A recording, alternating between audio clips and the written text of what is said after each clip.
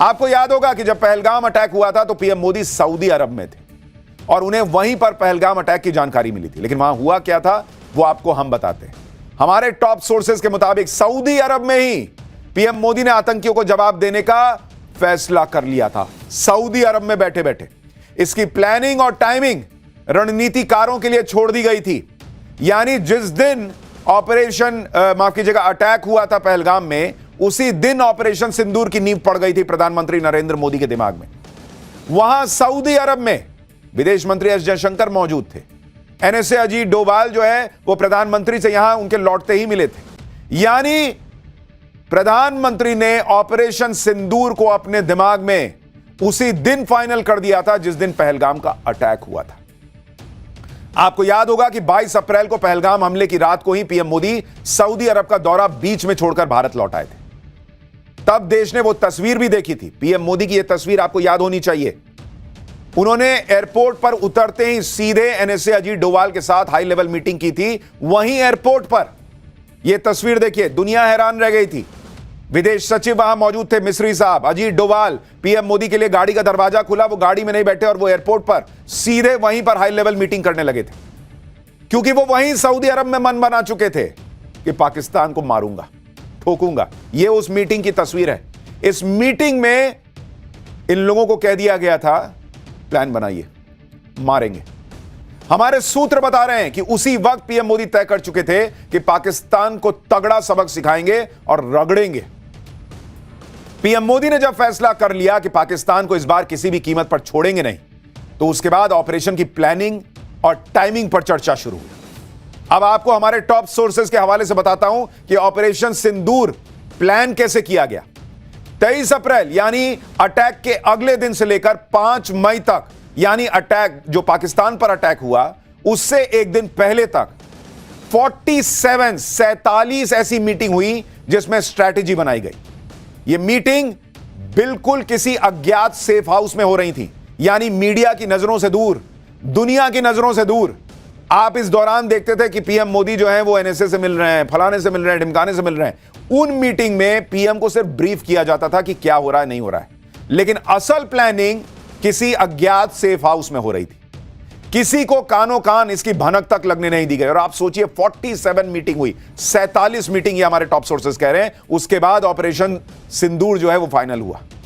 इन बैठकों में एनएसए अजीत डोभाल होते थे, सीडीएस जनरल अनिल चौहान होते थे, army chief general Upendra Dwivedi होते थे, air chief marshal AP Singh और एडमिरल दिनेश त्रिपाठी। अलग अलग रणनीति के हिसाब से अलग अलग बैठकें भी हुई और एनएसए सभी बैठकों में शामिल रहे। लगातार मीटिंग्स में स्ट्रैटेजी बनती जा रही थी, अलग अलग एक्शन प्लान पर चर्चा हो रही थी। लगातार ब्रेनस्टॉर्मिंग की गई कि पाकिस्तान को अगर मिट्टी में मिलाना है वहां पर आतंकियों को, तो ऐसा क्या किया जाए जो पाकिस्तान भी सोच ना पाए।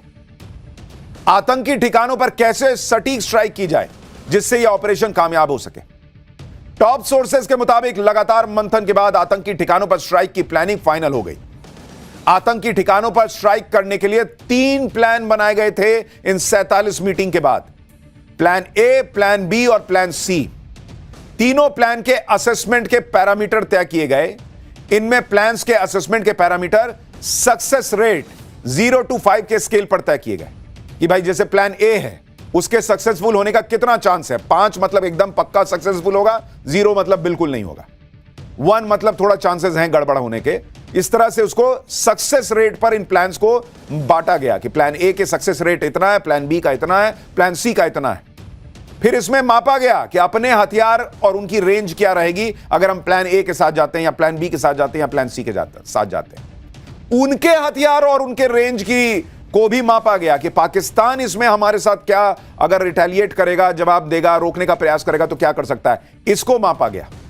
और इंटरसेप्शन का चांस क्या है इसको भी फाइनल किया गया। यानी ये सारी चीजें देखने के बाद प्लान ए, प्लान बी और प्लान सी बनाया गया। जो प्लान बन रहे थे उनमें एक एक चीज का ध्यान रखा जा रहा था। बारीक से बारीक बात पर ध्यान देकर उसके हिसाब से प्लान फाइनल किए गए। लेकिन आगे क्या हुआ उसे भी आपको बताता हूं। मसूद अजहर के साथ क्या हुआ है, आतंकी मसूद अजहर के साथ, वो तो सुनेंगे तो हैरान रह जाएंगे। लेकिन पहले अभी सिलसिलेवार ढंग से चलते हैं। टॉप सोर्सेज के मुताबिक पहले यह तय हुआ कि प्लान ए एक्टिवेट होगा, प्लान ए के तहत पाकिस्तान पर हमले की स्ट्रैटेजी बन गई थी, स्ट्राइक तय हो गई थी कि प्लान ए को ही हम करेंगे। लेकिन आतंकी अड्डों पर स्ट्राइक के 2 घंटे पहले, महज 2 घंटे पहले प्लान ए की जगह प्लान बी पर फैसला हो गया कि नो नो नो नो, हम प्लान ए के साथ नहीं जाएंगे, हम प्लान बी के साथ जाएंगे। जैसा आप फिल्मों में देखते हैं वैसे ही बिल्कुल सीक्रेटली सब कुछ हुआ और लास्ट मिनट पर, आप सोचिए अटैक होना है, तैयारी तीनों प्लान के हिसाब से कर ली गई थी, लेकिन लास्ट मिनट पर प्लान ए को बदल के प्लान बी कर दिया गया, क्योंकि प्लान ए में लास्ट मिनट पर यह लगने लगा था कि इंटरसेप्शन की आशंका, यानी पाकिस्तान इंटरसेप्ट कर सकता है, इसलिए हमले के 2 घंटे पहले प्लान बदल दिया गया। यानी उस दिन रात को 12:30 बजे के करीब अटैक हुआ था। आप यह मान के चलिए कि रात के 10 बजे के आसपास, 10:30 बजे के आसपास प्लान ए उसको हटा के प्लान बी जो है वो फाइनल कर दिया गया कि आप इस हिसाब से चलेंगे। और आप तैयारी देखिए भारत की कि प्लान बी लास्ट मिनट आया, लेकिन उसमें भी भारत ने फोड़ दिया पाकिस्तान। एनएसए अपने घर के वॉर रूम से ऑपरेशन को मॉनिटर कर रहे थे। प्रधानमंत्री को पल पल ऑपरेशन की जानकारी दी जा रही थी और पूरी रात प्रधानमंत्री नहीं सोए। दुश्मन को किसी तरह की कोई भनक न लगे, इसकी भी ऑपरेशन सिंदूर में पूरी प्लानिंग की गई। और इस तरह से प्लानिंग हुई जब पाकिस्तान पूरी तरह से अलर्ट मोड में था। एक होता है कि भाई सामने वाला थोड़ा हल्के मूड में है या हल्के मोड में है और आप गए ठोक दिए। नहीं boss, Pakistan full alert mode में था, क्योंकि प्रधानमंत्री तब तक कह चुके थे कि भाई हम तो इनको जो है वो एकदम मिट्टी में मिलाएंगे। पाकिस्तान के अलर्ट होने के बीच ही ऐसा प्लान तैयार हुआ कि पाकिस्तान को हवा तक ना लगे, भनक तक ना लगे और वो कुछ कर ना पाए। टॉप सोर्सेज के मुताबिक प्रधानमंत्री का ऑब्जेक्टिव एकदम क्लियर था। आतंक के खिलाफ युद्ध जरूरी है, यानी दुनिया को संदेश आतंक को नहीं सहेंगे ये जाना चाहिए। यानी पाकिस्तान को संदेश कि आतंक झुका नहीं सकता, यह भी संदेश जाना चाहिए और देश को भी यह संदेश जाना चाहिए। जब इस प्लानिंग के साथ स्ट्राइक की गई तो उसका नतीजा पूरे देश ने देखा कि ऑपरेशन सिंदूर में पाकिस्तान के 9 आतंकी ठिकानों को तबाह कर दिया गया। भारत ने सटीकता के साथ पाकिस्तान के आतंकी ठिकानों पर हमला किया था और पाकिस्तान को भनक तक नहीं लग पाई थी कि भारत ऐसा कुछ कर देगा। आप ये तस्वीरें देखिए, ऑपरेशन सिंदूर, 9 टारगेट जो पहले दिन भारत ने अटैक किया था। प्लान बी एग्जीक्यूट हुआ, लास्ट मिनट पे प्लान चेंज हुआ, फिर भी भारत ने यह धमाका मचा दिया था। ऑपरेशन सिंदूर में अब हम एक और बहुत बड़ा खुलासा करने जा रहे हैं जिसके बारे में देश जानना चाहता था। हमारे टॉप सोर्सेस के मुताबिक भारत के हमले के ठीक पहले जैश-ए-मोहम्मद के हेडक्वार्टर में आतंकी मसूद अजहर मौजूद था। पूरे परिवार के साथ आतंकी मसूद अजहर बहावलपुर में मौजूद था, जैश के हेडक्वार्टर में। और हमले से कुछ देर पहले कहा जा रहा है कि जैश हेडक्वार्टर से निकलकर मसूद अजहर दूसरी बिल्डिंग में गया था। हमले से कुछ देर पहले ही दूसरी बिल्डिंग में चला गया था मसूद अजहर, ऐसा दावा किया जा रहा है। लेकिन इसका मतलब यह हुआ कि जब बहावलपुर पर अटैक होना शुरू हुआ, एग्जीक्यूट होना था, तब तक हमारे एजेंसीज के पास खबर थी कि मसूद अजहर वहीं मौजूद है, बहावलपुर के उसी जैश के हेडक्वार्टर में। यानी मसूद अजहर का डेथ वारंट साइन हुआ था उस दिन। लेकिन सोर्सेस का कहना है कि कुछ खबर बीच में ऐसी आई कि वो दूसरी बिल्डिंग में चला गया और इसीलिए पुख्ता तौर पर यह नहीं कहा जा सकता कि मसूद अजहर मर ही गया या बच गया। कुछ लोगों को लगता है वो बच गया क्योंकि लास्ट मिनट पर वो दूसरी बिल्डिंग में चला गया था, लेकिन वो लौट कर यहां आया था नहीं आया था अभी किसी को नहीं पता। लेकिन मसूद अजहर अगर बचा भी है तो इसका मतलब यह है कि वो बाल बाल बचा ऑपरेशन सिंदूर में, नहीं तो भारत ने मसूद अजहर को ठोक दिया था, ऑलमोस्ट ठोक दिया था। यह हमारे सोर्सेस का दावा है। अब वो बिल्डिंग में, जो दूसरी बिल्डिंग में गया, तब तक लौट आया था या नहीं उसी जगह पर, यह अभी कोई कंफर्म नहीं कर रहा।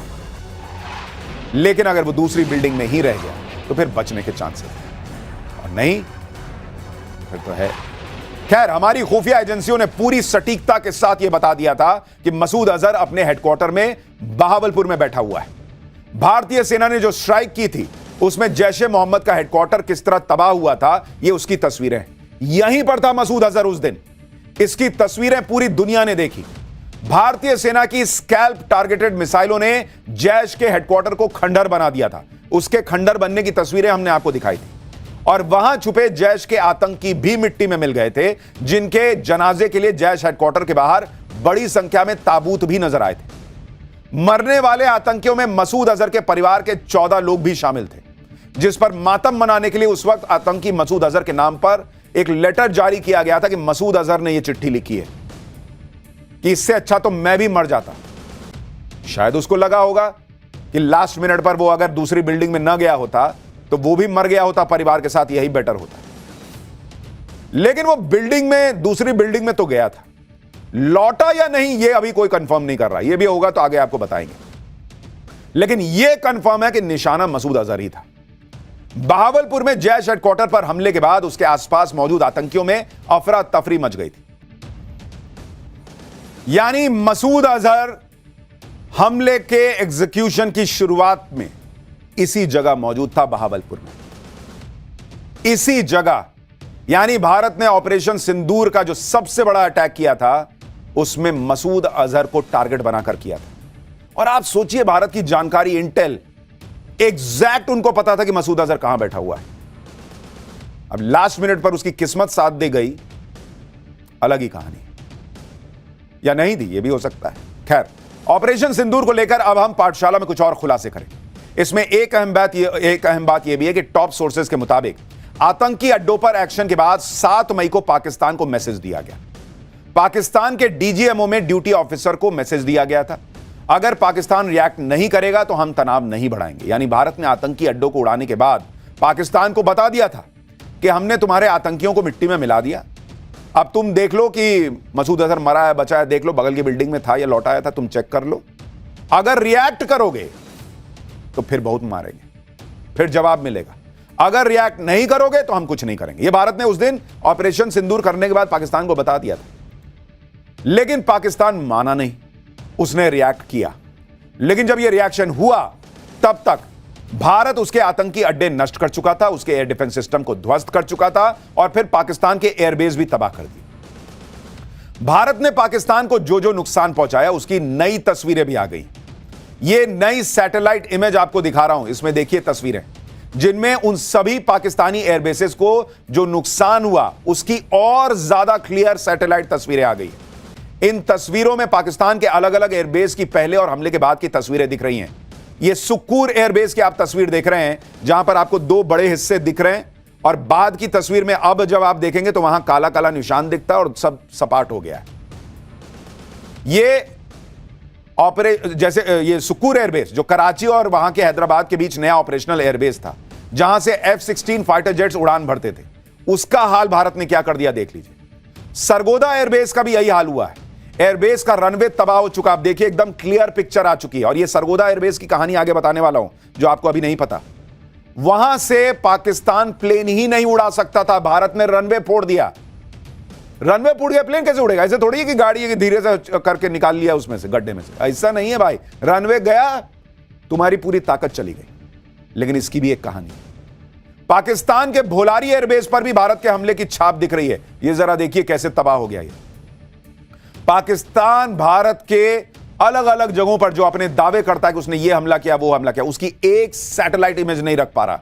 और भारत के लिए आप देखिए कैसे कैसे एकदम क्लियर पिक्चर निकल कर आ रही है कि भारत ने कैसे मारा पाकिस्तान। पाकिस्तान के अंदर जो तबाही हुई उसके लिए पाकिस्तान ही जिम्मेदार है, क्योंकि भारत ने पाकिस्तान को कहा था कि शांत रहोगे तो हम भी छोड़ देंगे। लेकिन पाकिस्तान ने भारत पर अटैक करके पीएम मोदी का गुस्सा और बढ़ा दिया। टॉप सोर्सेज के मुताबिक पाकिस्तान की तरफ से भारत के खिलाफ बार बार उकसावे की कार्रवाई हुई। भारतीय एयरबेस पर अटैक की कोशिशों से पीएम बेहद गुस्से में थे। प्रधानमंत्री मोदी ने पाकिस्तान के एयरबेस पर अटैक को हरी झंडी दे दी थी।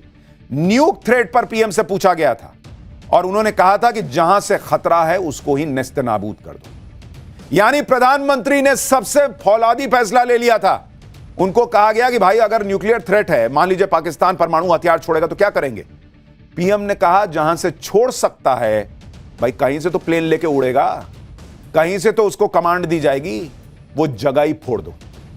और इसीलिए आप देखिए कि भारत ने पाकिस्तान के उन एयरबेस को उड़ा दिया जहां उसके परमाणु हथियारों का कमांड कंट्रोल रहता था और जहां से वो लेकर उनको उड़ सकता था। भारत ने पाकिस्तान के 11 एयरबेस तबाह किए। इसमें पाकिस्तान का नूर खान एयरबेस भी शामिल है। सोशल मीडिया पर नूर खान एयरबेस पर हमले से जुड़े वीडियो वायरल हैं, जिसमें भयंकर धमाके की आवाज होती है और लोग वीडियो बनाकर कह रहे हैं कि पाकिस्तान का नूर खान एयरबेस तबाह हो गया। यह हमने आपको कल तस्वीर दिखाई थी। लेकिन नूर खान एयरबेस पर अटैक का सीधा मतलब यही था कि जो प्रधानमंत्री मोदी ने कहा था कि न्यूक्लियर ब्लैकमेल का खतरा जहां से हो उसे ही खत्म कर दो, उसी को पूरा करने के लिए नूर खान एयरबेस भारतीय वायुसेना ने तबाह कर दिया। नूर खान एयरबेस पाकिस्तान के पंजाब प्रांत के रावलपिंडी में स्थित पाकिस्तान के सबसे अहम एयरबेस में से एक है।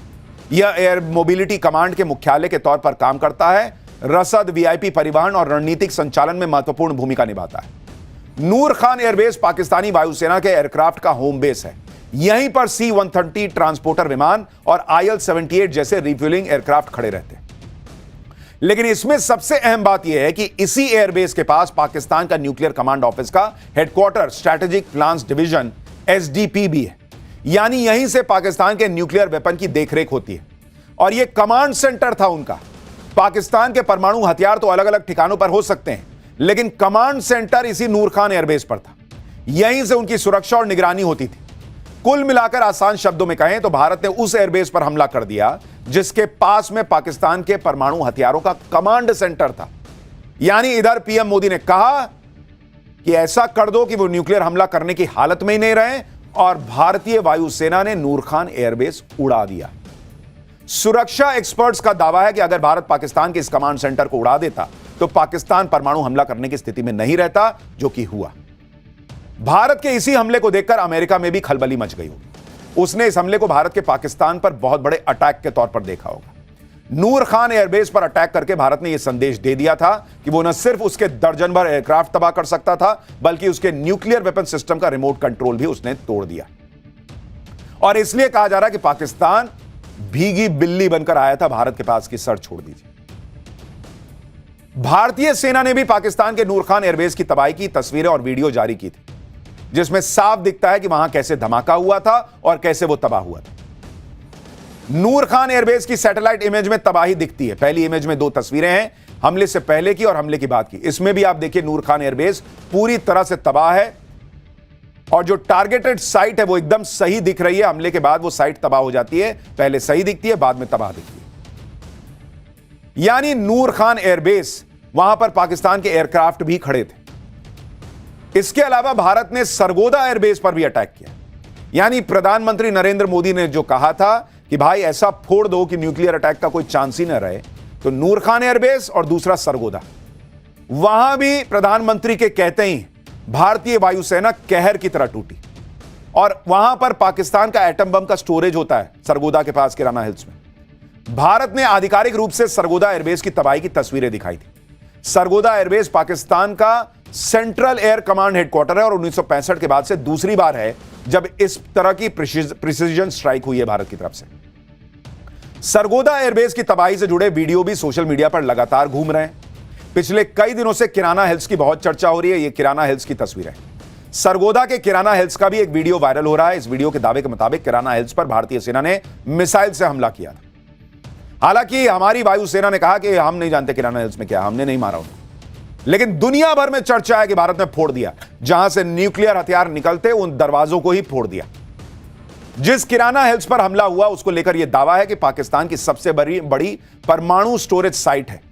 पहाड़ियों के नीचे बंकरों में, सुरंगों में परमाणु स्टोरेज है। इसलिए किराना हिल्स पर हमले को पाकिस्तान के परमाणु बम की साइट पर हमले से जोड़ा जा रहा है। लेकिन भारत ने किराना हिल्स के बारे में नहीं माना। उन्होंने कहा हमने कुछ नहीं किया, लेकिन उन्होंने जरूर माना कि हमने नूर खान एयरबेस फोड़ा, हमने सरगोदा फोड़ा। और इसका सीधा मतलब यह था कि पाकिस्तान परमाणु हमला करने की स्थिति में ही नहीं रहा, और जो नरेंद्र मोदी ने कहा था वो हो गया। पाकिस्तान के 11 अहम एयरबेस पर अटैक हुआ, जिसमें 20% तक पाकिस्तान का जो एयर डिफेंस सिस्टम है वो तबाह हो चुका है। परमाणु क्षमता वाले एयरबेस को निशाना बनाया गया। नूर खान और सरगोदा के बीच पाकिस्तान के 7 से 8 एयरक्राफ्ट भी गिराए गए। यह भी आपको बड़ी खबर बता रहा हूं। 7 से 8 पाकिस्तान के एयरक्राफ्ट जो हैं वो भारत ने फोड़ दिए, और इसमें F-16 और चाइना का JF-10 भी शामिल है। 7 से 8 उनके फाइटर जेट खत्म हो चुके हैं। पाकिस्तान को अलग लगता है कि चीन, तुर्की जैसे देश उसे बचाने आ जाएंगे। अच्छा, ये जो लास्ट मिनट पर फैसला हुआ, इसकी भी एक कहानी है। कहा गया कि भाई अमेरिका की तरफ से फोन आया था कि भाई 90 मिनट में पाकिस्तान कुछ करने वाला है। तो 90 मिनट में क्या करेगा? ऐसा तूफानी कुछ तो कर नहीं सकता था। तो ये भारत ने अनुमान लगाया कि ज्यादा से ज्यादा क्या करेगा, परमाणु हथियार टाइप से कुछ कर सकता है। और प्रधानमंत्री को यह बताया गया कि भाई ये परमाणु हमला करने का हो सकता है, सोच रहा हूं।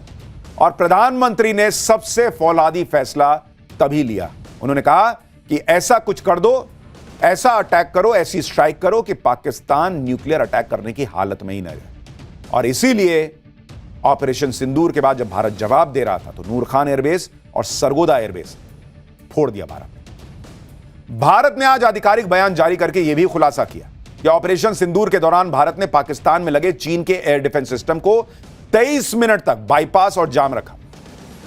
मतलब 23 मिनट तक चीन का एयर डिफेंस सिस्टम भारत की टेक्नोलॉजी के आगे बेबस रहा और भारत की मिसाइल्स पाकिस्तान को फोड़ती रहीं।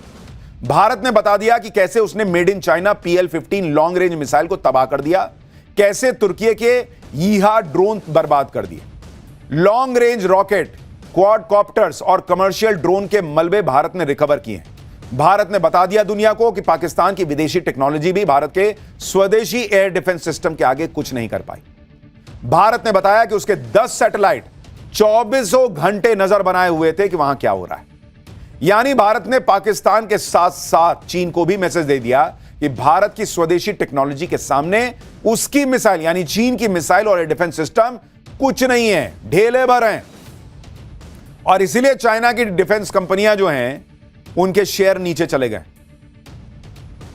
क्योंकि दुनिया ने देख लिया भाई ये चीन बहुत ऐसे ही हवा हवाई बनता है, हम चीन है, हम चीन है। फोड़ना दिया तुम्हारा चीन सारा। भारत ने चीन और तुर्की को और क्या झटका दिया उसकी भी डिटेल आगे बताऊंगा। लेकिन भारत ने पाकिस्तान को इतनी बुरी तरह से पीटा है कि उसकी कोई हद नहीं।